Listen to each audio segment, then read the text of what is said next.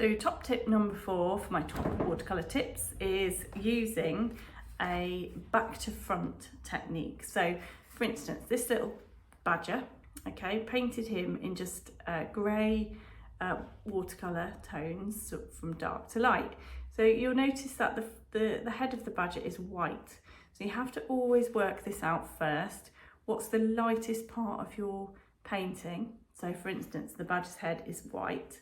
So there's no white watercolour. So you leave that section of the painting unpainted and you basically paint around it and you go from back to front. So for instance, this bit's white and then you start with a really pale grey, and the most of the painting is pale grey, most of the shape.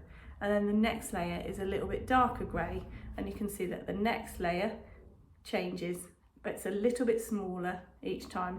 And then the last layer is the darkest but the smallest layers of all, and they go on last. And it's often when those last layers go on that's the most impact that the painting has. And I always think paintings go through this slightly rubbish stage where you don't have any definition until right at the end. So you have to persevere with a painting.